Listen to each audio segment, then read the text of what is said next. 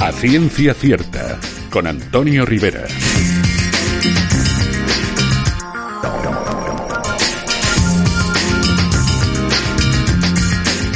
Hola, ¿qué tal? Muy buenas noches, queridos amigos y queridas amigas. Bienvenidos todos y todas a una nueva edición de A Ciencia Cierta. Hoy, en un día poco habitual, ya que es martes. Ayer fue lunes y fue fiesta aquí en la Comunidad Valenciana, pero no hemos querido renunciar aquí en la programación de CV Radio en el 94.5 de la FM a nuestra hora de ciencia semanal. Así que aquí estamos todos preparados y dispuestos. Ya sabéis que nos podéis escuchar también a través de internet, a través de cvradio.es y también a través de la aplicación gratuita para móviles TuneIn.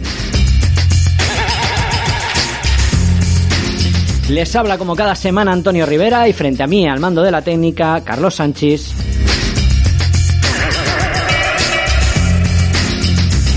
Breve repaso a las redes sociales del programa donde podéis interactuar con nosotros. Ya sabéis que estamos en Twitter, en @cienciacierta_, también estamos en Facebook, en A Ciencia Cierta con Antonio Rivera, y también que podéis descargaros y escuchar todos los programas que hemos emitido de A Ciencia Cierta hasta el momento a través de distintas plataformas. Ya sabéis que estamos en iVoox con 2 O's, también estamos en Apple Podcast y también en Spotify.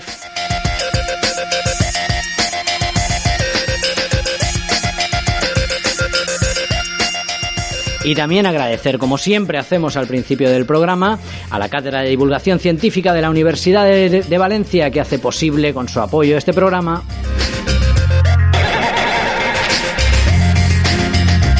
Y sin más dilación, gracias por estar ahí una semana más y comenzamos.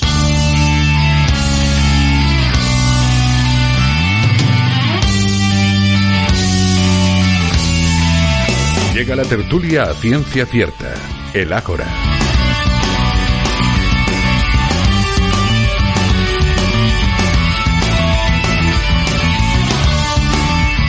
Sintonía del Ágora, sintonía de la tertulia científica aquí en A Ciencia Cierta, y vamos rápidamente a saludar a los colaboradores y contertulios que durante la próxima hora me van a acompañar aquí en el programa quinto ya, programa especial, hablando un poquito del coronavirus, pero como ya sabéis, aquí en A Ciencia Cierta, pues desde prismas cada vez más distintos y un poquito intentando salirnos de la información pura y dura que todos los días pues nos machacan en los distintos medios. Hablaremos un poquito de ello, pero también con una perspectiva como siempre curiosa y relacionada siempre con la ciencia. Vamos rápidamente a saludar a todos. Ignacio Crespo, ya sabéis, médico y divulgador científico y además coordinador de la página de ciencia en larazón.es. ¿Qué tal, Ignacio? Buenas noches, ¿cómo estamos? Pues bien, un poco como la semana pasada, porque ya hemos dicho que esto es el día de la marmota. Exacto, sí, ya estamos ahí dando pistas igual de lo que va el asunto. Sí, grandiosa película, por cierto. Sí, pero el caso es ese, que bueno, pues podemos estar mejor, podemos estar peor, pero estamos encerrados. Y eso significa que todos los días son bastante parecidos. Ahora hablaremos un poquito de la situación y de cómo está evolucionando poco a poco esta pandemia en nuestro país y en otros sitios, pero vamos a saludar también a los otros contertulios que me van a acompañar durante la próxima hora. Tenemos al otro lado también del Skype en este caso, porque aquí en el estudio hay que estar solos, tenemos a Sandra Medrano, que es bióloga, especialidad en neurobiología y actualmente haciendo la tesis en inmunología. Además es organizadora del Pint of Science en Madrid y de las charlas Ciencia, Cine y Acción en la Universidad Complutense. ¿Qué tal, Sandra? Buenas tardes, ¿cómo estamos? Hola, buenas noches. Bueno, exacto, tardes, noches. Pues nada, ya. Fenomenal. ¿Todo bien por ahí? Todo bien por aquí, encerrados, pero muy contenta de que me hayáis invitado al programa y a pasarlo bien hoy. Sí, porque además hoy, aparte de bióloga y especialista en neurobiología y haciendo tesis de inmunología, nos viene muy bien dentro del coronavirus para hacerte alguna pregunta, y además con lo del cine damos otra pista, porque íbamos a hablar también de pandemias, de cine, de diversión, un poquito, pues no sé, desintoxicarnos un poco, que falta hace, ¿verdad, Sandra? Claro, y además así les podemos dar pistas también con qué entretenerse en el mundo del cine estos días en casa. Que hay mucho. Mira, ha dicho Ignacio algo del Día de la Marmota, que aquí en España se llamó Atrapado en el Tiempo, de Bill Murray. Qué gran película para ver una y otra vez en cualquier momento del año, sin duda. Y además vamos a saludar, es un auténtico placer para nosotros saludar a Carolina Jiménez García, que ojo, voy a decirlo despacio. Es artista de efectos especiales digitales para el cine, ha trabajado a las órdenes de Ridley Scott, George Miller, Peter Jackson o Tim Burton. Sí, no me mires así, Carlos, así. como quien dice la cosa. Para que veas, ha estado en películas como El Hobbit, Prometheus, Star Trek Beyond, Guardianes de la Galaxia 2, Guerra Mundial Z, El Planeta de los Simios 2, Superman, Joker o la serie Cosmos. Así, como quien dice la cosa, poquito, ¿verdad? Carolina Jiménez, muy buenas noches, días para ti, ¿no? Estás en Canadá, ¿qué tal, cómo estás? Muy bien, encantada de estar aquí con vosotros y efectivamente buenos días, que bueno, aquí estoy yo con mi café de la mañana y pues bendita tecnología que nos permite hacer estas cosas. Exacto, bendita tecnología, veremos que en el cine tiene mucho que ver, es la unión que hay entre cine y ciencia está en la tecnología, pero oye, no está mal el currículum, no está nada mal. Gracias.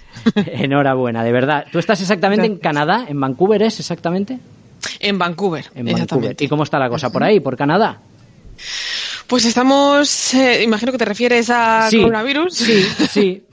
Porque por el clima bien y por el tema del coronavirus pues estamos unas semanas por detrás de vosotros, lo cual quiere decir que hemos podido pues afortunadamente aprender de algunas de las cosas que se han hecho y no se han hecho en otros países que desgraciadamente vais por delante, pero estamos igualmente encerrados y todo el mundo procurando trabajar desde casa, tiendas cerradas, el papel higiénico agotado, es decir, más o menos no es como en todas partes. No es como en España. Mira, ahora aquí ya hemos pasado de esa fase y estamos en la fase harina. La levadura ya pasó. Estamos en harina y levadura también. O sea, el papel higiénico ya sobra, ya no nos hace falta.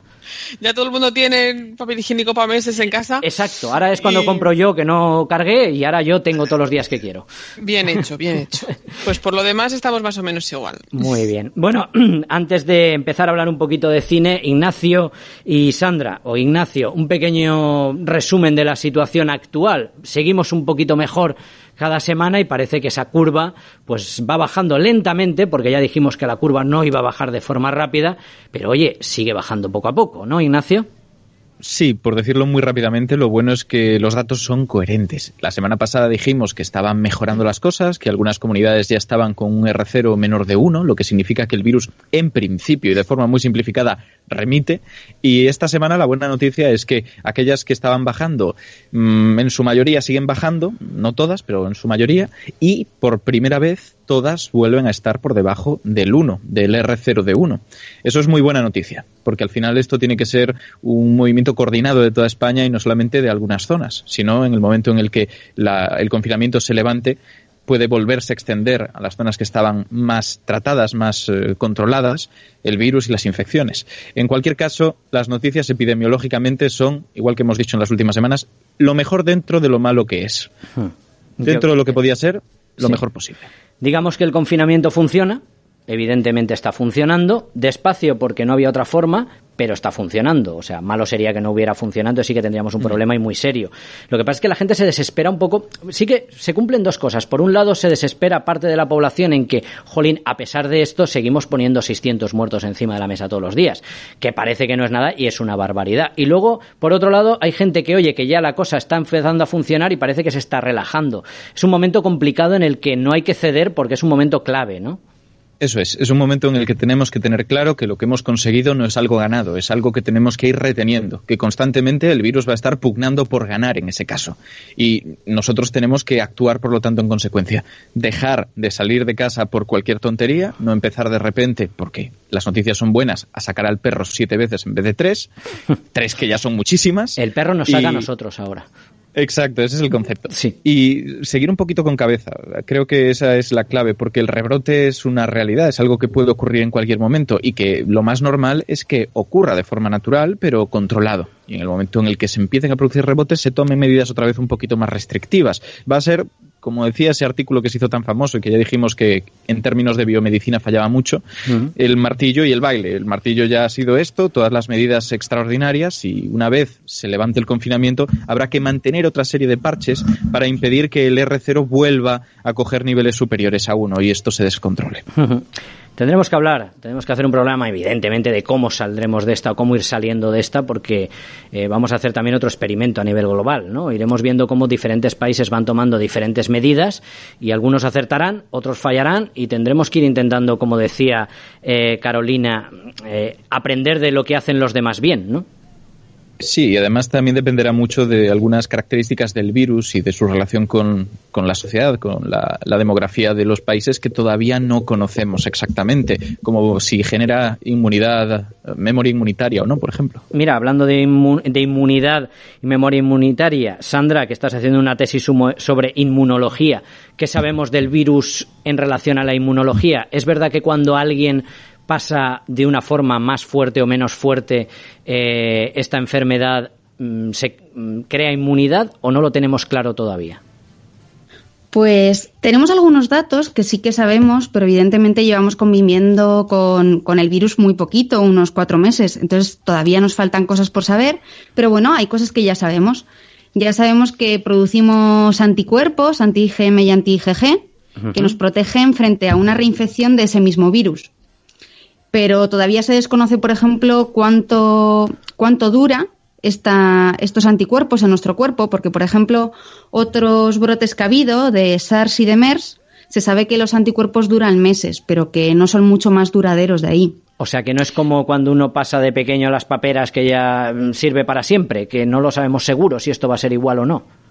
Exactamente, todavía se desconoce. Sí que se sabe que virus similares se han producido anticuerpos que han durado meses, pero no sabemos cuánto realmente los vamos a producir y si nos vamos a poder inmunizar para siempre o solamente durante un tiempo. Lo que sí que sabemos es que efectivamente producimos anticuerpos, que las personas que pasan la enfermedad no se vuelven a infectar. Sí que se ha hablado de algún caso, pero es algo totalmente aislado. Ajá. Y que esos anticuerpos son de tipo IgM y de tipo IgG, que es las terapias que se están llevando ahora a cabo, que hemos visto estos últimos días en la televisión, que se está poniendo el plasma de pacientes que ya han pasado la enfermedad, que ahí es donde se encuentran sus anticuerpos que han producido contra el virus una vez que lo han pasado.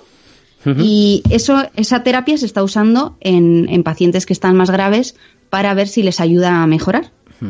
Es alucinante, Ignacio, cómo estamos prueba-error todo el rato, ¿no? Es que es así la ciencia, funciona. Como decimos siempre. Esto es como funciona la ciencia, señores. Bienvenidos a la ciencia, no a la que normalmente 10 años después nos aparece encima de la mesa, después de miles de test, de miles de estudios, de miles de pruebas, una vacuna, un tratamiento determinado. Aquí es que estamos al minuto viendo la prueba y error constantemente. Sin embargo, hay algo que es muy relevante, y es que si bien la ciencia muchas veces, sobre todo cuando se enfrenta a algo nuevo, funciona por ensayo y error, hay una opción de evitar que en situaciones de emergencia como estas tengamos que recurrir a probar y fallar constantemente, y es tener una sólida base del conocimiento de la ciencia que hay detrás. Haber hecho ya investigación sobre esos virus antes de sospechar si podían llegar a pasar a humanos o no. El darle ayudas, el aportar a la ciencia básica hace que estemos más preparados para ir a tiro fijo cuando ocurren estas cosas. Esperemos aprender para la próxima. ¿No? En ese sentido digo, ¿no? El estar prevenidos, estamos viendo que es fundamental el haber hecho una prevención anterior a todo lo que está pasando. Ya lo hemos comentado en otros programas, pues que al menos esto sirva para darnos cuenta de la importancia que tiene esa investigación y esa ciencia básica. Bueno, pues iremos hablando en los próximos programas de esa inmunidad, de cómo podemos salir de esto, pero en principio lo que nos comenta Sandra, pues veremos el tiempo que dura esa inmunidad, pero evidentemente sería, Sandra, una buena noticia que vayamos creando anticuerpos de alguna forma, que sería la vacuna actual hasta que tengamos una vacuna, ¿no, Sandra? Sí, bueno, algo así. Tú corrígeme, tú corrígeme si no es la explicación exacta. Nosotros realmente empezamos a generar anticuerpos entre 10 y 21 días después de infectarnos, es decir, que unas 2-3 semanas después de tener los síntomas. Uh-huh. Aunque hay pacientes, no sé si evidentemente hay muchas muertes que lamentablemente se están produciendo debido a esta enfermedad, y es porque a nivel inmunitario primero tenemos algo que se llama linfopenia, que es que tenemos un número mucho más bajo de linfocitos, de glóbulos blancos, de lo normal. Sí. Y después un índice de que nos estamos recuperando es que esa linfopenia se va recuperando, volvemos a tener números más normales. Tenemos incremento de linfocitos T, de Bs, uh-huh. Y luego además pues también producimos estos anticuerpos específicos SARS-CoV-2, ¿no? Uh-huh. Pero hay otro tipo de pacientes que desgraciadamente tampoco sabemos las causas, se desconoce todavía, que tienen un cuadro clínico en el que el sistema inmunitario hace una reacción totalmente exagerada. Es un proceso inflamatorio incontrolado. Y eso es lo que hace que por eso se estén tratando también a pacientes con, no sé si lo habéis oído, con terapias de anti-IL6, interleuquina 6. Sí. Ignacio. Entonces, bueno, sabemos algunas cosas ya a nivel científico, pero bueno, nos queda mucho por saber. Exacto. En cualquier caso, es posible que hayáis escuchado esto también en un vídeo que se viralizó en Twitter de un médico que estoy seguro de que profesionalmente es muy bueno, pero aquí estaba haciendo más especulación que ciencia, y hablaba de como si tuviera un conocimiento absoluto de cómo son los procesos inmunitarios que llevan a esta tormenta de citoquinas que también se produce y a esta reacción exagerada. Por supuesto, esto todavía no lo sabemos, hay que coger con pinzas lo que se decía en tal vídeo, y él proponía, por ejemplo, otra cosa bastante en la línea de lo que está comentando Sandra, al menos también de forma simplificada. Sería tratar con corticoides, por ejemplo, para bajar un poco la reacción inmunitaria que se estaba produciendo. Pero esto es algo que se tiene que utilizar, en todo caso, en pacientes muy extremos, en pacientes que desarrollan este tipo de sintomatología y no en todos por defecto, donde podría ser incluso contraproducente. Así que todo hay que tomarlo con cuidado y hay que tener muy buen juicio con lo que vemos en las redes. Bueno, los que estamos hablando en este momento en una localidad o en otra, e incluso en un país o en otra, estamos confinados, estamos en casa. Antes de hablar de cine o entrando ya en el cine, ¿estáis viendo muchas películas? Por ejemplo. Yo muchísimas, pero estoy procurando evitar las de pandemias, fíjate. Y las de zombies y cosas así, para intentar despejar la cabeza de todos estos temas y evadirnos también en cosas un poco más positivas.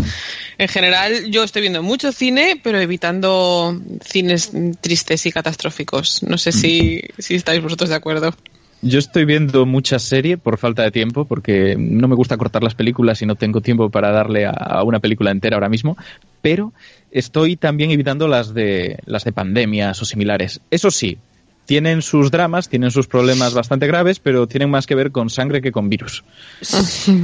Hombre, se ha hecho mucho cine de catástrofes, ¿no? El tener una espada de Damocles de una forma encima de la humanidad es algo pues que se ha utilizado siempre, bien sea pues un fenómeno natural extremo, bien sea una invasión alienígena que acababa con la humanidad o la ponía en peligro, pero también se han hecho películas de una forma o de otra en la que hay virus o hay bacterias o hay enfermedades que van acabando con la humanidad de una forma o de otra rápida, que vemos alguna similitud con la situación actual.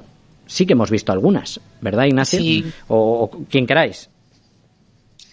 Hay muchas y muy buenas. Obviamente, si no hay drama y conflicto, no hay película. Hay que buscar el drama, hay que poner a los protagonistas en una situación extrema de la que poder salir. Y los virus y las pandemias, que son uno de nuestros mayores miedos como especie, pues funciona bastante bien. En unas ocasiones es el punto central de la trama en sí, en otras ocasiones es simplemente la excusa para poder tener un entorno en el que la historia o el drama interno se pueda desarrollar, pero sí, desde Contagio a Estallido o a Soy Leyenda, que también roza ya el zombismo, o una de mis favoritas que es 12 monos. 12 monos a mí me parece una gran película. Una ida de pinza de Terry Gilliam, todo se ha dicho, un poquito. Totalmente, no te voy a quitar la razón, pero puede ser puede ser las dos cosas. Una película puede ser una ida de pinza y una gran obra maestra. Sí. En mi modesta opinión, yo creo que 12 monos es muy, muy recomendable. Quizá no ahora mismo. Sí, sería una cosa a analizar, ¿no? Porque hay gente que está viendo estas películas o estas series o estas tal y a lo mejor se les va un poquito más la cabeza de lo que toca, pero ¿no? En cambio yo estoy ahora a tope con el cine este de ciencia infección y más que nada por esto que hacemos de analizar en ciencia y cine, que además estamos sacando ahora un proyecto bastante interesante y precisamente me estoy viendo las películas y 12 monos es que además tiene un reparto con brutal, Bruce Willis y Brad Pitt, Madeleine Stowe, que es brutal. Entonces ya solamente por el reparto y cómo las actuaciones que hacen ya merece la pena. Es una película en la que hay pandemia y hay viaje en el tiempo, o sea, todo mezclado, hay de todo. Es todo lo perfecto. ¿Qué más se puede pedir? ¿Qué más se puede pedir? Un Brad Pitt trabajando correctamente, que eso está también muy bien. Cuidado que tenemos a Carolina y Sandra, no nos metamos en líos. No, pero y tuvo 2 nominaciones además a los Oscars. Por eso. Sí, es del año 95, Terry Gilliam, es un viaje en el tiempo, es muy futurista, tiene detractores por igual que amantes. O sea, o es obra maestra para algunos o es horrible para otros. Es de esas películas que no dejan indiferentes, lo cual también es importante y es bueno. Pero suele pasar. Que iba a comentar que a todo esto es verdad que se está viendo como esa división. Gente que dice, yo quiero tener entretenimiento que me evada completamente de esta realidad, de este problema que estamos viviendo, y otras personas que, ya que estamos, ¿por qué no nos imbuimos por completo en la atmósfera? Vamos a ver cine sobre esto. Y hay después empresas que se están un poco aprovechando de esto, no para mal, sino haciendo rankings de mejores películas o mejores libros. El Corte Inglés, por ejemplo, creo recordar que tenía su lista, La Casa del Libro también. Y da la sensación de que entonces hay mucha solicitud de ver este tipo de contenidos. Sí, hay gente que realmente está muy metida en ello. Por ejemplo, la película Contagio, que ha comentado Carolina por encima, Contagio, de Steven Soderbergh, una película del año 2011 que tiene muchas similitudes, muchas, con lo que estamos viviendo, y además con un elenco también con Matt Damon, Kate Winslet, Jude Law y Gwyneth Paltrow, creo que también salía. Creo que subió en las plataformas digitales, ha subido a saco el visionado de esta película, el alquiler de esta película, porque se ha puesto de moda de una forma u otra, porque trata una cosa, Carolina, o sea, es que supongo que la habrás visto, es muy similar, tiene muchas similitudes a la situación actual. Exacto, tiene muchas similitudes y yo no sé, yo imagino que las personas que se animan a ver este tipo de cine en estas situaciones igual es porque están sumidas en la cuarentena, pero no les ha tocado el drama del virus de cerca. Yo imagino que quienes les haya tocado más de cerca son a lo mejor los que están evitando más este tipo de sobreexposición a los dramas que bastante tendrán. Así que bueno, como hay mucha gente afortunadamente que están encerrados en casa sin vivir el drama cercano de la enfermedad, pues también hay que entretenerse porque hay que mantener la moral alta y la cabeza sana. Así que bienvenido sea lo que a cada cual le venga bien. Uh-huh. Y a mí me gusta, por cierto, mucho Estallido. Estallido ha sido una película también que me gusta, que también es del 95, curiosamente también del mismo año que 12 monos, que debe ser que aquel año también se pusieron de moda estas cosas. Y también encuentro ciertas similitudes. No es exactamente lo mismo, ¿no? Pero también está llevado de una forma curiosa con la mutación de un bicho de África, que creo, pasa, ¿no?, de los animales a los humanos. Sí, de un mono creo que era, es parecido al ébola, el virus. Sí, era más ébola que otra cosa, pero sí que te puede... No sé, lo recuerdo con cierto realismo en cuanto a... Vamos, no lo sé, corregidme los que sepáis más de esto que yo, pero en cuanto a la precaución ante los contagios, el cómo se protegen los protagonistas cuando tienen que lidiar con la enfermedad y el miedo de, oh Dios mío, cuando se pincha, no se contagia, claro, la tensión del momento de me habré contagiado, no me habré contagiado, ese tipo de cosas que están curiosos también. Es que hay que tener en cuenta que precisamente Estallido es uno de esos puntos en común entre cine y literatura, porque se basa en un libro de Robin Cook, que tal vez conozcáis porque es un escritor especializado en este tipo de obras de ciencia ficción biomédica. Él es médico, así que tiene ya un conocimiento que le permite darle realismo a este tipo de tramas que tienen que ver con la salud pública, y yo creo que se nota bastante, y para bien. Sí, es una película... Sí.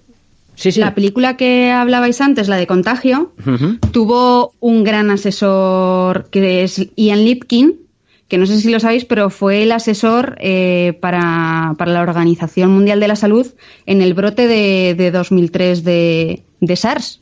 Ajá, no lo sabía. Y precisamente fue el asesor científico de esa película, que luego se le puede sacar muchas pegas o otras cosas que sí que tiene de bueno, pero bueno, que sí que tuvo un asesor que sabía por detrás.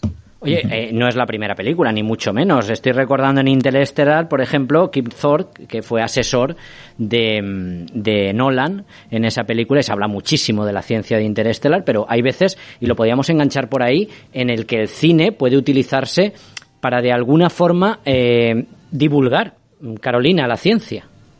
Exacto, cuando está el cine bien asesorado y pues obviamente dentro de que es ficción y que es dramatización de la realidad, pero se pueden incluir ideas y conceptos que no son comunes o de conocimiento común en la población y que se pueden ir normalizando más. Y es un buen ejemplo Interestelar porque el hecho de cómo funciona la relatividad, cómo el tiempo se puede expandir o contraer según qué velocidades y qué gravedades, ese tipo de cosas que quienes están más en contacto con la ciencia les pueden sonar más, el público en general no las conoce tanto. Así que, pues, popularizar conceptos de ese tipo yo creo que siempre es positivo, y en este caso, pues en temas de biología, pues también, por supuesto. A pesar de que, desgraciadamente, estamos todos aprendiendo virología. Sí. Uy, epidemiólogos salen... A pellizquitos. Sí. Ahora estamos todos aprendiendo virología a pellizquitos. Sandra. Y que, de hecho, no tener muchos asesores científicos tampoco te garantiza un buen asesoramiento en una película. No sé si sabéis cuántos tuvo Soy Leyenda. Pues no lo sé. Seguro que muchos. Pero a lo mejor se liaron, ¿no? Por decir un número, a ver. Ni idea. ¿De qué? ¿De asesores? De asesores científicos, sí. Te voy a decir 13 por decir una barbaridad. Verás, bueno, pues tuvo 28. Uf. Pero uno la lió, seguro, uno la lió. Sí. Para hacer lo que hicieron, que luego tiene bastante poco que ver con la realidad. Pero bueno. La pregunta es, ¿eran todos a la vez o fueron despidiéndoles según no les hacía? ¿A qué hora se reunían? Tardó en rodarse 10 años, igual era por eso. Claro, es que no me extrañaría. ¿A qué hora se reunían? ¿En qué condiciones? ¿Qué es lo que hacían? Y sobre todo, ¿les hacían caso? Dijeran lo que dijeran. Ay, esa es otra, ¿no? Bueno, eso es otro tema también, sí. Es que, de hecho, hay compañías que comercializan productos de pseudoterapias, ya no hablando nada de cine, pero que tiene un poco de paralelismo, y que tienen a sus asesores científicos. Miras, de hecho, los currículums de esta gente y ves que eran tíos buenos cuando investigaban y tienen buenas publicaciones, pero no les tienen necesariamente para hacerles caso, les tienen para decir que les hacen caso. Ay, el dinero. Tenemos asesores de este renombre. Eso decir que nuestros productos funcionan, pues si les hicierais caso. Por ejemplo, tal vez no los comercializarían directamente, pero sí. Exactamente. Exacto. Otra me queda antes con la comentabas, Carolina, tú que has trabajado mucho en el cine y trabajas en el cine, que estabas viendo muchas películas estos días. Como curiosidad, ninguna de catástrofes y demás, pero a ver, cuéntanos alguna que hayas revisado, que te haya gustado especialmente, que le pueda servir a la gente para ver estos días, que no sea de estas pandemias, y decir, che, qué obra maestra, qué película más buena. No sé, dinos alguna película, recomiéndanos. Pues estoy entre revisionando grandes películas favoritas mías y en cuanto a obras maestras y con comillas muy grandes, porque lo de obra maestra cada cual tiene su lista, sí, ¿no? Por supuesto. Pero también estoy haciendo una cosa mucho más ligera, que es que, por ejemplo, me estoy viendo todas las películas de Marvel por orden desde el principio. Porque superhéroes es también lo que necesitamos en una situación como esta. Sí. Y cuando termine me voy a revisionar todo Pixar y me voy a revisionar todo Star Wars. Ay. Pero independientemente de esas palizas que me estoy dando por exceso de tiempo, ha habido 3 películas que me he vuelto a ver que no me canso de verlas, y que en cuanto tengo hueco también pues me las pongo, que me las he visto 1000 veces, que son, por ejemplo, Drive, sí, que es un poco dramón, pero al menos no hay bichos, no hay virus. No. Pero es un gran peliculón. ¿Sí? Luego también Mad Max, Fury Road, la última de Mad Max. La última, sí, hablaban muy bien de ella, no la he visto, pero hablaban muy bien de la última película de Mad Max. Pues ya tienes deberes. Sí. Que es también una película muy, muy bien hecha y con muy buen tratamiento del color y del ritmo y diferente, porque es de George Miller, que es un director australiano. Uh-huh. Y que además, por cierto, dirigió El aceite de Lorenzo, El aceite de la vida. La de Susan Sarandon, ¿no? ¿Era? Exactamente, uh-huh. Hablando de cine un poco que toca temas de medicina y de biología. Sí. Y es muy recomendable porque es algo diferente, como estamos tan acostumbrados al cine típico de Hollywood, que cuando llega alguien con una visión desde un ángulo un poco distinto es algo refrescante. Uh-huh. Y luego Tron Legacy, la segunda de Tron, que yo que soy muy friki de estas cosas, me he vuelto a ver la primera de Tron. Uy. Y luego me he visto la segunda, que es mi favorita, que tengo, es como mi ojito derecho, no me canso de ver la segunda de Tron, de lo bonita que es. Muy ochentera, Tron, la primera sobre todo, ¿no? La primera, que es un clásico ya icónico. Hay que sentarse con calma a verla porque hay que saber que está Sí, tiene sus problemas también, sí. Pero que es un clásico de la ciencia ficción tecnológica que dio lugar a la segunda, que tiene también sus detractores y sus fans, y yo soy muy fan porque es muy bonita de ver y tiene mucho menos drama, mucho menos violencia que las otras dos anteriores, así que también es agradable de ver. Y como especialista en efectos especiales, en efectos visuales, una película en la que no hayas trabajado tú, pero que digas, qué bien hechos están los efectos visuales.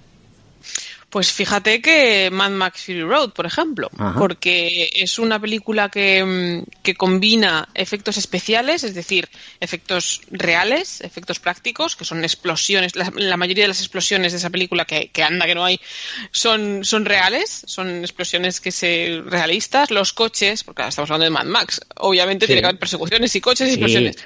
Los coches todos se diseñaron especialmente para la película, son todos reales y funcionales, todas las persecuciones son realistas. Tenemos una serie de especialistas que van en unas pértigas subidas a unos coches que van moviéndose de un lado para otro y unos motoristas que hacen virguerías. Y todo eso está aderezado con, obviamente, efectos especiales, efectos visuales digitales, que también tiene mucho. Y es un muy buen ejemplo de equilibrio entre ambas técnicas. No hay ni que denostar los efectos visuales por ser digitales, ni que simplemente usar efectos digitales, sino un buen equilibrio de las dos cosas. En esta película funciona muy bien. Casi lo mejor es que no se noten. No sé si me entiendes. O sea, sí. Que te metas dentro de la película, que están ahí evidentemente, pero si no se notan como pegote, valga la expresión, es cuando son perfectos, cuando son algo más dentro del puzzle y quedan fantásticos, pero no resaltan más de lo debido, ¿no? No la sobreutilización de ello, ¿no? Exacto, y ese es un poco el drama de nuestra profesión, sobre todo ahora, porque hace unos años lo que se llevaba era pues añadir todos los efectos digitales que se pudiera a pegote. para poder presumir de que los tienes, porque como no todo el mundo podía hacerlos, ni podía hacerlos bien, pues parecía que hace una década o así, parecía que había que presumir de que los tenías y que se tenía que notar mucho en la pantalla. Hoy en día, pues la maldición nuestra es que cuanto mejor están hechos los efectos digitales, menos se ven. Son los más invisibles de todos, esos son los que están bien hechos. Exacto, a eso me refería. Con lo cual, pues, el espectador no sabe que están ahí y piensa que no lleva efectos visuales la película, pero llevan muchos y llevan muchas horas de trabajo y bueno, en parte por eso también me gusta contar en qué consiste mi trabajo, para que cuando no es muy visible, que igualmente sea valorable. Exacto, que está ahí, aunque no se note, está ahí, ¿no? Es como la música. La música, cuando tú ves una película y es redonda, no te llama la atención nada y te llama la atención todo. Y es luego cuando dices, jolín, y es que la música era muy buena. Esto me recuerda mucho antes cuando decían, no, es que la película El cielo protector era una película que, es que la fotografía es muy buena. Joder, qué mala era la película. Claro, pero es que la fotografía era muy buena. Cuando la gente decía que la fotografía era muy buena es porque lo demás era un peñazo. O sea, era un peñazo. La fotografía era muy buena, ¿no? Pero es que cuando tú ves Casablanca está bien todo. La fotografía, el guión, los actores, todo bien en su conjunto, ¿no? Exacto. Oye, el cerebro lo capta todo y no se queda con nada, y ese equilibrio en el que nada destaca pero que todo gusta es el deseable. Sí. Has comentado una cosa que todavía no has revisionado, pero yo llevo un mes encerrado con un niño de 7 años y doy las gracias absolutamente a lo mejor que le ha pasado al cine en los últimos 20 años, que se llama Pixar. Gracias, Pixar, gracias. De verdad, gracias, Pixar, por existir y por darnos estos últimos 20 años, porque puedes ver una película repetida como a los niños de 7 años no ven una película una vez. O sea, los niños de 7 años cogen una película y la ven durante varias veces, varios días. ¿Sabéis lo que es una gozada poder ver películas de Pixar varios días seguidos? O sea, os lo juro. Pues a mí me va a tocar. Yo no tengo... Debo tener mente de niño de 7 años. No. A mí me encantan también. Ojo, que a mí me encanta. No sé si habéis... la ironía en radio a veces no funciona muy bien, pero le doy las gracias, pero no por el niño, sino por mí. O sea, a mí me encanta Pixar. Me parece absolutamente maravilloso. Ya digo, me parece de lo mejor que le ha pasado al cine en los últimos 20 años y con diferencia. Y volver a ver y que tu hijo diga, vamos a ver Del Revés, vamos a ver Cars, vamos a ver, no sé, Ratatouille. Dices, sí, vamos a verla, es fantástico. ¿Cuál es tu favorita? De Pixar. Mójate. Depende del día. Hoy, por ejemplo, diría, ya sabes que el cine es cuestión de días, hoy diría Del Revés, probablemente. Del Revés. Vale. No sé si los neurobiólogos me matarían de los que hay por aquí. Nunca he hablado con ellos sobre la cuestión del revés. Ignacio, ¿has visto Del Revés? Sí, lo he visto. Tiene sus cosas. es interesante, pero tal vez para un programa en el que hablemos de neurociencia. Vale, ya lo hablaremos. No quería hablar nunca de ellos porque me parece tan maravillosa que digo, como alguien me la chafe, le doy. No sé si estáis de acuerdo en que Del revés es maravillosa. Up es fantástica, es brutal. La primera media hora de Up me parece una obra maestra absoluta de arriba abajo, de planificación, no de dibujo, sino de cine puro y duro de arriba abajo. No sé, el otro día vi Cars, que Cars es una película que no había visto, la primera, y que hay gente que dice que no es de las grandes de Pixar, y digo, ya le gustaría a otros tener una como Cars. Sería la grande de cualquier otra factoría, no sé, cualquiera. No sé, cualquiera. Además que lo bueno de estas películas es que aunque estén hechas para niños, todas tienen cosas para adultos. Claro, nos han engañado, el doble discurso, nos hacen un doble discurso que los mayores lo disfrutamos más que los críos. Tienen ese doble rasero en el cual hay dos historias paralelas, digamos, y ese doble guión, tú vas con uno y tu hijo va con otro, muchas veces, ¿no? Creo yo que es más o menos. Eso es lo que falta en muchas películas infantiles, es precisamente eso lo que falta, el capas y subcapas en el que la historia no se queda en la superficie infantil, sino que tiene la profundidad que le da el realismo de cómo las cosas y cómo las historias realmente afectan a los personajes, que es como nos afectan a todos los demás.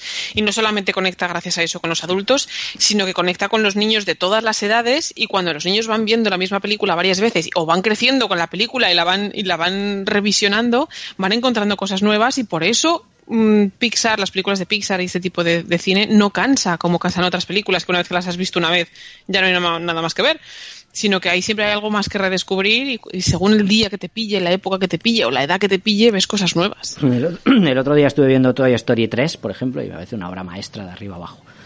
De principio. Bueno, se ha quedado claro que somos muy de Pixar, ¿no? Ignacio, no hablas. No, pero porque no quería desviar más el tema. Como al final la cosa va de coronavirus, digo, no voy a empezar a meter ahí cuñas y comentarios porque entonces nos alargamos el triple. Bueno, ya has visto que estos programas especiales de coronavirus es un poco hablar del coronavirus y también un poquito hablar de, pues eso, que la gente está en casa y te necesita ver cosas, y les estamos intentando decir, pues, qué pueden ver, qué pueden dar. Tú has dicho series, recomiéndanos alguna, que tú eres muy de series. Bueno, yo soy muy de series, yo soy muy de lo que me dé tiempo. Soy más de películas, pero últimamente... Tú no tienes tiempo para nada, hijo mío, no sé lo que haces.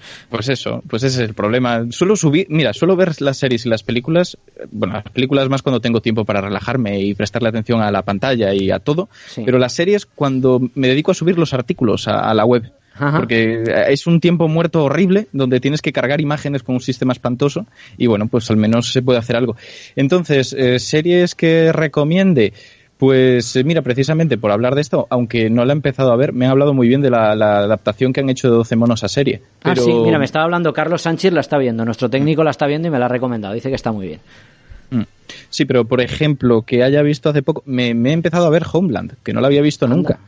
Y me parece bastante chula, la verdad, dentro de bueno, que no deja de ser clichés sobre temas que ya se ha hablado muchas veces, y eso me parece también curioso para comentar, porque si bien no habla de miedo a virus ni a infecciones, habla de otro miedo que también se ha acrecentado con la situación que hemos vivido a lo largo de los últimos años, y es miedo al terrorismo, a conflictos internacionales, que de hecho se ha generado casi toda una serie de películas y de novelas a raíz de los atentados que ha habido, por desgracia, entre finales del siglo pasado y principios de este siglo.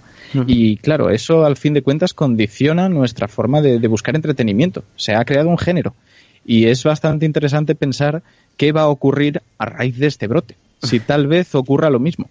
Si creéis que va a cambiar la forma en que la ficción trata, pues, los miedos y las epidemias, ¿no? Sería la pregunta. Sí, más o menos. O cómo nos relacionamos nosotros con ese tipo de ocio. No sé, ¿qué opinas tú, por ejemplo, que estás más, digamos, en Carolina, que estás más... Porque la industria cinematográfica supongo que habrá parado absolutamente. Bueno, ha parado, se ha detenido bastante, los rodajes se han paralizado, lógicamente, porque los rodajes implican tener mucha gente junta en un mismo sitio, y de eso se trata de evitar precisamente eso. Entonces, aún existe trabajo sobre las películas que sí que estaban rodadas antes de empezar los confinamientos, pero sí que los rodajes de películas y series ahora mismo están paralizados hasta nueva orden. No sabemos cuándo podemos retomar. ¿Y crees que esta situación que estamos viviendo va a cambiar de una forma u otra cómo se trata la ficción en el cine? Pues no lo sé, porque hasta ahora no lo han hecho demasiado mal. Es decir, quiero decir, los miedos humanos y la condición humana y cómo nos comportamos, cómo sale lo mejor de las buenas personas y lo peor de las malas personas en momentos límites es algo que el cine lleva explorando desde que el cine existe. Sí, sí. Y no lo ha hecho del todo mal. Es decir, casi estamos viendo en cómo se está desarrollando todas las noticias que nos van llegando sobre el tema del coronavirus, estamos viendo que estamos casi viviendo una película. Sí, Yo a veces tengo la sensación de que estamos viviendo una irrealidad que jamás pensamos que fuéramos a vivir, y esa es la sensación que tienes cuando ves una película. O sea que yo creo que hasta ahora el cine no lo ha hecho del todo mal y por eso tenemos esa sensación. Sí que estoy esperando a ver cuándo pase el tiempo suficiente, después de que hayamos salido de toda esta tragedia y nos hayamos recuperado, que lo vamos a hacer sin duda, sí. A ver quién hace la película del coronavirus y cómo. Exacto. ¿Y cómo? ¿Cuándo y cómo? ¿Y qué van a contar? Y a ver que... Claro, porque ahora se está empezando a pensar en hacer la película de Fukushima, por ejemplo, ya ha pasado suficiente tiempo como para que el drama pueda ser dramatizado en el cine y tal, pues yo creo que tengo curiosidad por ver quién hace la película del coronavirus y qué es lo que cuenta. De todas formas, ya sabéis que la ficción debe ser más convincente que la realidad. ¿Verdad? Sí, siempre. ¿Verdad? Es más difícil, porque dices, lo pones en una película, lo que estamos viviendo hoy en día, y dices, te has pasado. Como te pases, no se lo cree nadie. Y luego mira la realidad. Sandra, ¿tú qué opinas? La realidad se toca. Sandra, ¿tú qué opinas de lo que estamos hablando? Yo creo que sí, yo estoy con Carolina. Yo creo que el cine ha retratado bastante bien un poco este tipo de inquietudes y... Pues, por ejemplo, hay en muchas películas de estas de ciencia ficción en la que lo que vemos es que las calles están vacías. Sí. Pues eso está siendo una realidad. Sí. Ahora mismo, las calles están vacías. O las estanterías de los supermercados. Exacto. Vacías. Exactamente. O sea, hemos visto montones de dramatizaciones en el cine que dices, ¿cómo va a ser? Pues mira. ¿Cómo se va a tirar toda la gente a coger la comida de los supermercados? Pues eso es otra cosa que ha ocurrido. También hasta cierto punto es interesante pensar si no ha sido el cine quien ha condicionado algunas reacciones.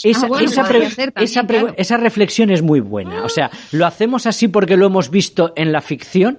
¿O la ficción ha acertado y nuestro comportamiento en situaciones así? Lo podríamos ver desde los dos puntos de vista, ¿no? Es que yo creo que al final cada persona es más o menos permeable a lo que ha visto en ficción y por lo tanto pues su comportamiento se ve más o menos afectado. Pero tenemos un ejemplo bastante generalizado que es el de gente que sospecha y empieza a crear historias y narrativas donde el gobierno tiene culpa de la liberación del virus y el virus está producido en un laboratorio. Y además esto puede tener que ver con los alienígenas que además han venido a visitarnos y hay luces en el cielo. Sí, hombre, por supuesto. Claro, empiezan a coger estructuras de ficción que han visto y aplicarlas. Yo no sé exactamente por qué y dudo que se sepa, porque al final es algo que todavía queda por estudiar, pero hasta cierto punto, cuando nos sometemos a algo que no hemos visto nunca, porque nunca habíamos pasado por una situación como esta, nosotros necesitamos, como locos, buscar un patrón, algo que conociéramos de alguna forma, si no por experiencia personal, por aprendizaje vicario, tal vez, por haberlo visto en terceras personas, y como no hay en terceras personas, en ficción. Y al aplicar esos patrones a la realidad es cuando empiezan a ocurrir estas interferencias, donde razonamientos y lógica que funcionan muy bien sobre el papel, después en el mundo real son irracionales, son novelescas. En muchas películas de este tipo es que llega a haber un malo. Que no solo muchas veces es el virus, pero también hay un malo a veces, ¿no? Que hay una conspiración detrás y entonces mezclamos ciencia y ficción muchas veces. El otro día creo que lo comentaba contigo, Ignacio, que hoy en día estás viendo una película y te llama la atención que la gente se abrace, que la gente salga a la calle. Dices, ¿qué hacen? ¿Qué hacen? No sé si os ha pasado a vosotros. Dice, ¿pero qué hacen? ¿No? Pues verás cuando nos dejen abrazarnos, vas a ver. Sí, vas a ver tú la que liamos. Yo es que tengo ya la mente enferma de inmunología y ver virus y bacterias por todas partes. Entonces ese tipo de cosas las voy viendo todo el rato y ahora es como que todo el mundo se metiese dentro de mi cabeza y viese la crisis en la que vivimos nosotros continuamente. Pero de todos modos, yo creo que es un poco también el tipo de persona. Obviamente, todo ese tipo de ideas tan rocambolescas y ya hablando y de paranoicas. Y paranoicas, y mezclándolo con extraterrestres y con tierras planas y con qué sé yo que se les ocurra. Eso no es. Obviamente prolifera ahora más, pero no porque ahora se esté dando en gente nueva. Yo creo que es las personas que ya eran de por sí, pues propensas a ese tipo de pensamiento, ese tipo de actitudes, están ahora viendo las puertas abiertas para decir, ¿ves? Sí, es verdad. Mira, me contaba un conocido, un amigo que tengo aquí, que tiene a su vez un amigo americano, que los americanos encima son para eso también especiales. Únicos. Muy especiales. Sí, pues como aquí estamos muy cerca, estamos pegaditos a la frontera de Estados Unidos, por cierto, las fronteras están bien controladas, menos mal, porque allí no lo llevan muy bien. No. Pues hay un amigo, un conocido de este amigo que tiene aquí su casa, su granja, y que tiene organizado su búnker con sus armas, claro, porque ya sabes cómo son, y con sus víveres y con todo liado, y que los vecinos todos le han considerado siempre un poco excéntrico, pero claro, ahora de repente está diciendo, ¿veis? Yo llevo toda la vida preparándome para esto, yo tenía razón y vosotros no. Claro, a ver qué le dice nada ahora a este hombre, claro. Es que ese es otro efecto por el que creo que hay algunas personas que antes pensaban de forma un poquito más racional y ahora se han dejado llevar al pensamiento mágico que estamos diciendo, que es que hay personas que llevan anunciando esto ya no desde que se dio la primera noticia del coronavirus, sino antes. Y no nos estamos refiriendo a aquellos investigadores que sospechaban que la zoonosis, el paso de una infección de un animal a un ser humano, eran muy probables que siguieran ocurriendo, que ocurrieran con más agresividad de la que estaban hasta entonces y que además fuera el foco en China. No hablamos de esos estudios, sino de los que por defecto ven el apocalipsis en todos los sitios. Y al final aciertan alguno, claro. Claro, temprano, han acertado, pero han acertado una vez después de un montón de fallos. Lo que pasa es que hay gente que solamente ve ese acierto. Tenemos sesgos por los cuales acabamos resaltando más ese acierto que todas las veces que estaban equivocados, que nos olvidamos, y al final es mucha gente. Yo no me acuerdo del nick de aquella persona que se equivocó en 2013, pero si de repente acierta, pues oye, ese tío habrá tenido un montón de retweets, un montón de me gustas, y de repente se fija más en tu memoria. Y lo que quiero decir es que hay gente que se está dejando influenciar un poco por aquellos que han acertado por pura casualidad y que tienen un corte que ya está tendiendo a esas conspiraciones. No me extrañaría que también tuviera algo que ver con que se hubiera extendido un poquito más el pensamiento irracional, un poquito más. En los extremos, en las situaciones de crisis en las que las cosas dejan de tener aparente sentido y que nos vemos amenazados pues en nuestra salud y en nuestros miedos más profundos, es cuando imagino yo que la irracionalidad también aflora para tratar de salvarnos y pasan estas cosas. A mí me llama mucho la atención, no sé quién lo ha dicho, creo que ha sido Carolina, que eso lo he vivido yo. O sea, los primeros días que todavía no te habías hecho a la situación, que parecía que todas las noticias llegaban tan rápido, que el cambio fue tan brusco, el decir, seguro que lo hemos dicho todos, esto lo he visto en una película. O sea, esa frase yo me la dije un día que iba por el supermercado, la gente con máscaras cogiendo parecía que no iba a haber un mañana, iba por la calle y todo el mundo se apartaba, poca gente. Yo digo, esto lo he visto en alguna película. Tenemos ese subconsciente de haberlo visto, ¿no? Y es un poquito lo mismo. También hemos visto que al final aparece un extraterrestre, que al final aparece una conspiración, que al final aparece, y todo es como que ese cantidad de información de películas que hemos visto se van metiendo en el subconsciente y al final creemos que la realidad se confunde con la ficción en estos casos.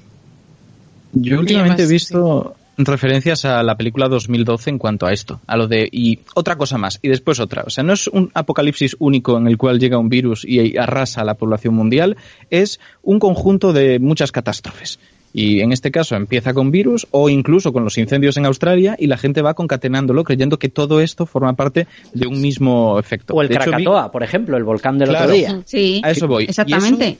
Eso aún es cierto, pero había, no sé si llegasteis a verlo, porque por suerte tampoco creció tantísimo, pero creció bastante, sobre todo en Latinoamérica, la noticia de que el mar de Galilea, en Israel, se estaba desbordando como no se había desbordado en 300 años y unos vídeos de unas olas descomunales. No lo y digas. Empiezas a investigar y claro, la gente ya estaba como loca diciendo esto es otra cosa más del fin del mundo junto con las luces, las trompetas en el cielo, etcétera.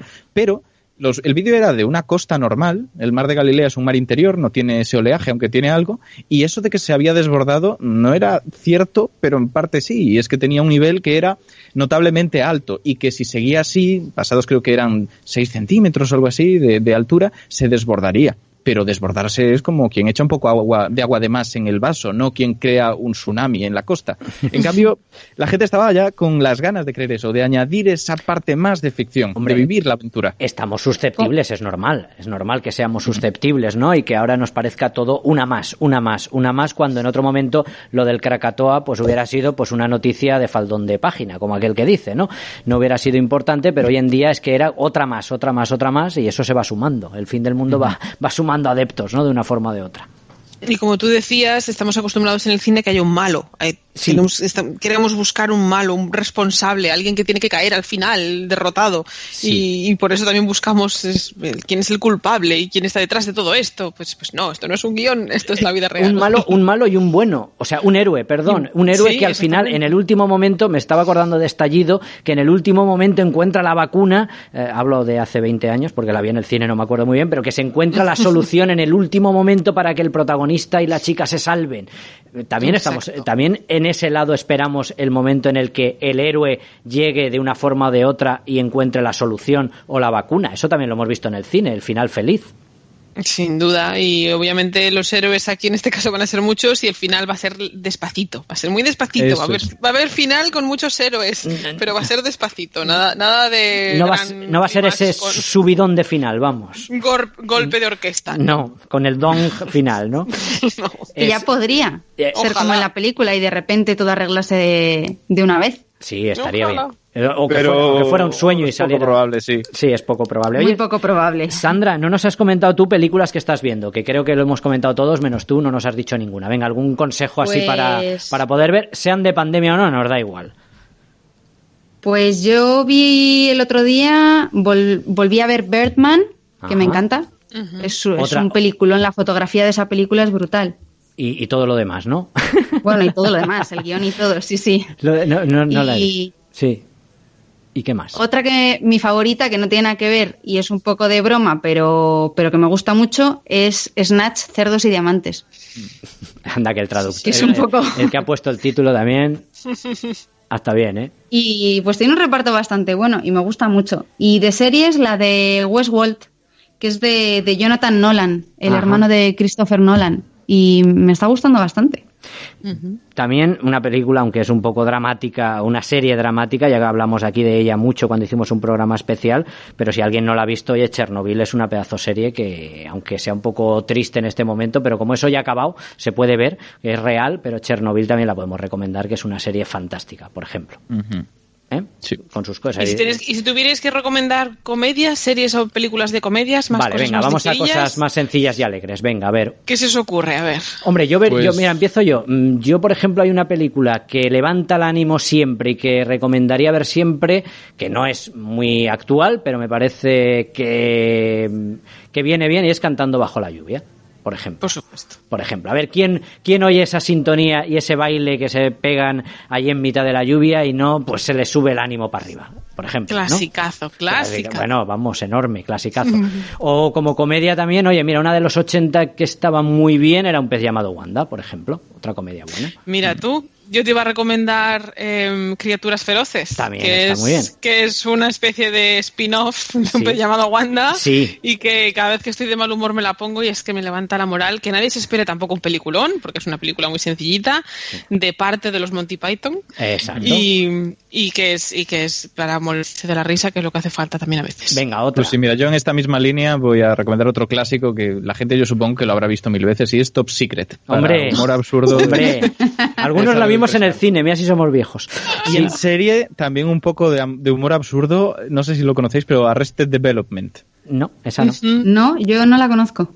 Pues también tiene un punto de humor absurdo muy, muy curioso y cuanto más va avanzando, más absurdo es. Cuidado con el humor, que es difícil hacer el humor, ¿eh? Que el humor es muy difícil. Esta serie a mí me parece especialmente buena en cuanto a eso. Sandra, ¿alguna recomendación de algo suave, algo para reírnos, para disfrutar, para decir qué mal están las cosas ahí fuera, pero qué feliz me siento ahora mismo en mi interior? Una que han puesto 1000 veces en la tele, Superdetective en Hollywood. Estamos pegando unos clasicazos de los 80 brutales. Bien. Eso denota que tenemos cierta edad ya todos aquí. Sí, Cocodrilo Dandí me soplan ahora por línea interna. También era de aquella época. Carlos, también peinas canas, hijo mío. También peinas algunas Yo ahí canas. me desmarco, que en los 80 no había nacido todavía, ¿eh? Es verdad, pues... es verdad. Yo lo que pasa es que tengo alma de viejo. Bueno, te juntas con gente como nosotros y al final todo se pega, ya lo sabes. Así te va. Eso es. Bueno, y para terminar, venga, un clasicazo de las de antiguas, de las de cuando el cine era cine y se escribía con mayúsculas la primera C. ¿A qué me has entendido, verdad, Carolina? Ciudadano Kane. Hombre. Hablando de C... Ciudadano Kane. Bien, aunque no se sepa cómo narices oye nadie lo que dice al principio y se nos cae la película de golpe. Joder, lo que he dicho. No, si no lo piensas, no. Si no lo piensas, no. Que si no te lo dicen, no te das A ver quién narices oye Rosbund, si no hay nadie en la habitación. Pues, oye, es un misterio a resolver, ¿quién sabe? ¿Tengo razón o no, Carolina? Pero bueno, vale, bien. Hay un antes y un después, un año cero en una película que cambió, ahora hablando en serio, la historia del cine de arriba abajo, porque hay quien dice que el cine es antes de Ciudadano Kane y después de Ciudadano Kane por su utilización de los planos, de los contraplanos, de la narración, de todo. Hay que situarse en el momento, ¿eh? Vista hoy en día, que ya estamos acostumbrados a ver el cine como es, no es lo mismo que verla en aquel momento, que es del año 41, creo, ¿no? 42, no me acuerdo exactamente. Ignacio, venga, un clasicazo, va. ¿O no has visto cosas de esas? Sí. Y que me gusta el cine, Antonio. Que ya lo sé, hombre, si es por picarte. Pues, por ejemplo, voy a decir Centauros del Desierto. Hombre, me la has quitado. ¡Ole! Eso sí que es una obra maestra. Me sorprendió mucho porque no soy especial aficionado al western, pero es que al final hay películas que trascienden más allá de su género, que son algo mucho mayor, y esto es uno de esos casos. Es una obra maestra absoluta, probablemente una de las mejores películas de la historia del cine. Esto lo digo yo personalmente, porque como lo podemos decir, el cine es subjetivo absolutamente, pero simplemente que la gente que no la haya visto, y gente joven como tú, Ignacio, que vea los 5 primeros minutos de Centauros del Desierto, ese primer plano cuando se acerca el jinete y esa mirada que hay que explica todo lo que ha pasado entre la mujer y él sin decirnos una palabra, eso es el cine. ¿Estáis de acuerdo?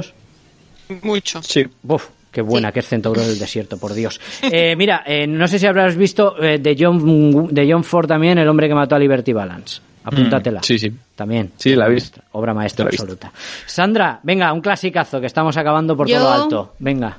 Voy a ser mucho más romántica, venga. Desayuno con diamantes. ¡Hombre! ¿Quién resiste Moon River ahí sonando, verdad? Desayuno con diamantes, qué gran película. Ahí salía el del equipo A, fíjate. ¿Es verdad? ¿Es verdad?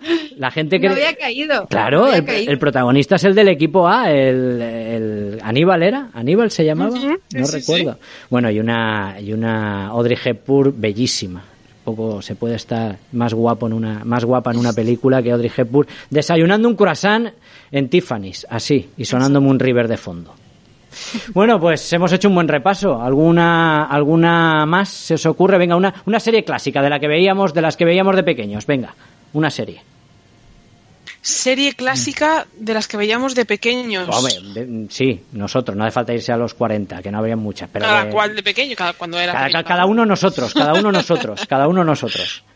Pues Cosmos. Hombre, Cosmos. Demonios. Hombre. Hablábamos del cine y la importancia que tenía para la ciencia, y una de ellas era abrir también vocaciones, que no lo hemos dicho, ¿no? ¿Cuánta gente viendo Cosmos, o viendo El hombre y la tierra, o viendo cualquiera de estas documentales o series, quiso ser científico? Y también es la importancia de ver la figura de un científico en el cine y la trascendencia que tiene, pues puede abrir muchas vocaciones, ¿verdad, Carolina? Y lo hizo, porque yo quería ser astrónoma desde que la vi y luego no pudo ser, pero oye, mira tú, por supuesto. Ignacio.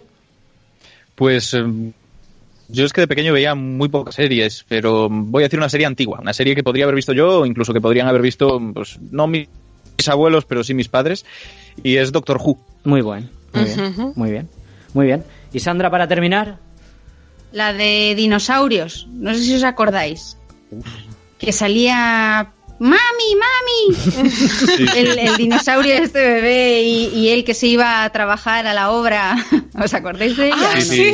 Earl Sinclair. Ahora. Exactamente. Que de hecho, eran marionetas del equipo de Jim Henson, que eran muy buenas. Sí, y tiene uno de los finales más tristes de series. Sí. Bueno, El Granero Americano, otra serie que nos reíamos mucho cuando éramos pequeños algunos, también. Bueno, pues hemos hecho un repaso, yo creo, al cine de pandemia, aunque ya habéis visto que hemos cambiado rápidamente, estamos también hartos también un poco de pandemia, pero bueno, las pandemias se han utilizado en el cine y hemos dejado unos cuantos títulos para el que los quiera, y sea masoca, y los quiera ver, pero también creo que hemos dado un barrido bastante interesante que sirva como propuestas a la gente para evadirse en estos momentos en los que estamos todos en casa metidos y nos puede servir de una forma o de otra para ver cine, para ver series, para ver el audiovisual de una forma o de otra que nos puede evadir un poquito de la realidad y hacer esto más llevadero. Así que, pues nada, ha sido un verdadero placer. Un saludo, Ignacio Crespo, muchísimas gracias, amigo. Venga, un abrazo. Hasta la semana que viene, amigo. Carolina Jiménez, ha sido un verdadero placer tenerte aquí en el programa y seguiremos hablando contigo en otras circunstancias, esperamos, evidentemente, porque tú, aparte de trabajar en el cine, te gusta mucho la ciencia y divulgar ciencia y por eso te hemos llamado. Pues cuando queráis, aquí estoy, ha sido un placer, mil gracias por tenerme con vosotros. Y nos lo hemos pasado bien un ratito, ¿a que sí? Que era lo importante. Hombre. Muchas gracias, Carolina, gracias. Y Sandra, también, muchas gracias, ha sido un placer, ya nos hablaremos otros días y nos contarás más proyectos que tenéis por ahí, por Madrid, de cine, de ciencia y de Python Science y de todo un poquito. Sandra, muchísimas gracias, hablaremos de la inmunidad. Muchas gracias a vosotros. Otro día con más detenimiento. Gracias. Eso pasó. Las viejas con resaca. Y nos vamos rápidamente. Carlos Sánchez estuvo en el control y nosotros volvemos aquí la semana que viene en A Ciencia Cierta en CV Radio. Estaremos también el martes porque el lunes es fiesta también aquí en Valencia, hablando de coronavirus y otras cosas. Ya han visto. Adiós. Cine, cine, cine, cine. Más cine, por favor. Que todo en la vida es cine. Que todo en la vida es cine y los sueños cine son.